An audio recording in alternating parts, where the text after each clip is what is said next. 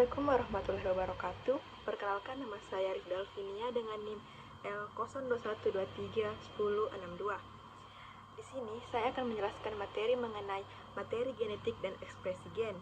Sebelum itu, saya dari Prodi Manajemen Sumber Daya Perairan. Sebelum itu, apa sih yang dimaksud dengan genetik dan ekspresi gen? Genetik adalah cabang ilmu biologi yang mempelajari tentang gen atau pewaris sifat dan bagaimana sifat-sifat diturunkan dari satu generasi ke generasi berikutnya. Genetik ini mencakup tentang materi genetik DNA, variasi genetik serta mekanisme pewarisan sifat dalam organisme hidup.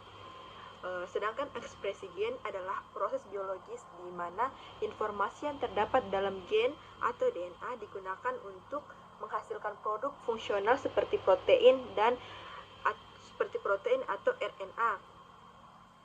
Selanjutnya, struktur dan fungsi DNA. Asam DNA adalah molekul menyimpan informasi genetik utama pada semua replikasi yang akurat. Organisme hidup, struktur yang terkenal heliks ganda memastikan stabilitas dan kemampuan. Adapun yang pertama yaitu unit dasar nukleotida atau gula deoksiribosa, gugus fosfat dan basa nitrogen. Basa nitrogen ini terdiri dari adenin yang disimbolkan dengan A, timin yang disimbolkan dengan T, guanin yang disimbolkan dengan C, dan sitosin yang disimbolkan dengan C. Pasangan basa selalu berpasangan dengan T dan G selalu berpasangan dengan C membentuk tangga yang stabil. Selanjutnya adalah replikasi DNA atau menggandakan informasi. Yang pertama itu adalah model semi-konveratif, di mana setiap molekul DNA baru terdiri dari satu untai lama atau induk yang satu untai baru yang sintesis, memastikan konservasi informasi genetik. Yang kedua itu ada peran enzim. Enzim DNA polimerase memainkan peran kunci dalam menambahkan nukleotida baru pada untai yang tumbuh. Sementara helikase membuka heliks baru. Yang ketiga itu ada akurasi tinggi.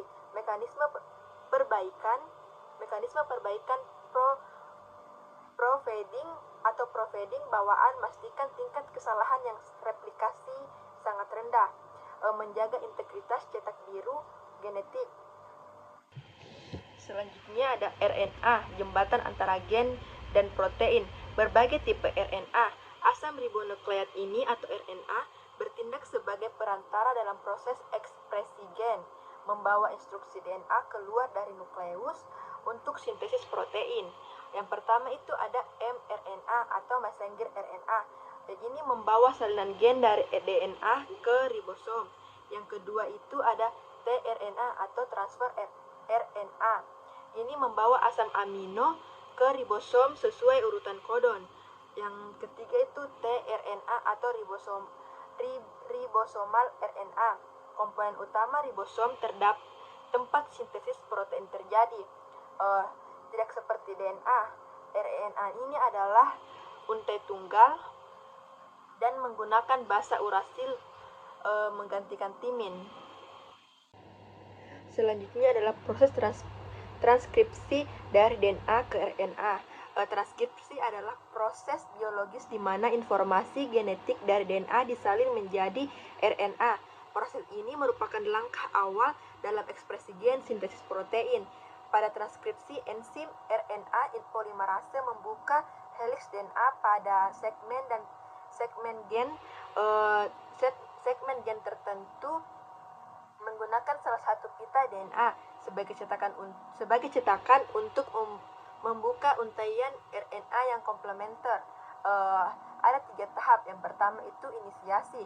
RNA polimerase ini menempel pada daerah promotor pada DNA, membuka heliks DNA dan memulai mensintesis RNA. Yang kedua itu ada elongasi. Pada tahap ini RNA polimerase bergerak sepanjang pita DNA cetakan menambah nukleotida RNA secara berurutan membentuk mRNA. Yang ketiga itu ada terminasi. Setelah mencapai daerah terminator, RNA polimerase melepaskan mRNA yang telah terbentuk dan berhenti bekerja. Kemudian, mRNA ini meninggalkan inti sel menuju sitoplasma untuk proses selanjutnya yaitu translasi. Selama transkripsi ini, basa nitrogen pada DNA, adenin, timin, sitosin, dan guanin diterjemahkan menjadi basa komplementer pada RNA. Adenin menjadi urasil, timin diganti menjadi urasil, sitosin dan guanin tetap berpasangan.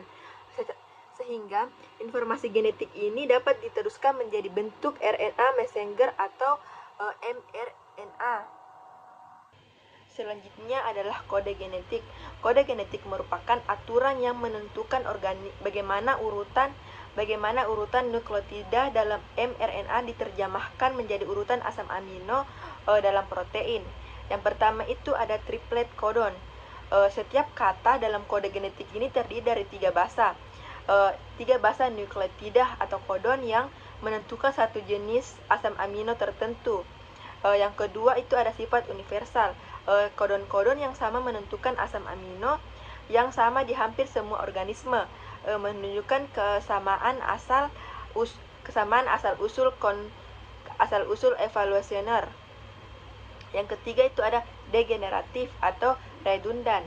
Sebagian besar asam amino ini dikodekan oleh lebih dari satu kodon, memberikan perlindungan terhadap mutasi. Selanjutnya adalah translasi dari RNA ke protein. Proses pembacaan mRNA oleh ribosom untuk membangun rantai polipeptida atau protein. Yang pertama itu ada inisiasi. Ribosom merakit di sekitar mRNA, tRNA inisiator membawa metionin di kodon start. Yang kedua itu ada elongasi. Ribosom bergerak sepanjang mRNA menambahkan asam amino satu persatu ke rantai yang tumbuh dibantu oleh tRNA dan antikodonnya. Yang kedua itu terminasi. Ribosom mencapai kodon atau kodon stop, protein dilepaskan dan kompleks translasi membongkar.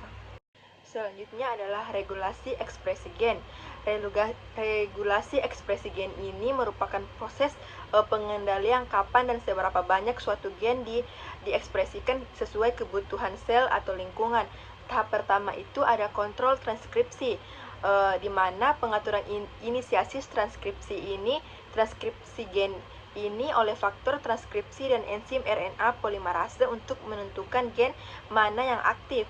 Selanjutnya adalah pemrosesan RNA, di mana mencakup splicing atau penghapusan intron serta penambahan cap dan ekor poli A agar mRNA ini stabil dan siap diterjemahkan. Pada tahap kontrol translasi ini, efisiensi pembentukan protein dari mRNA diatur oleh faktor-faktor seperti tRNA dan kondisi sel.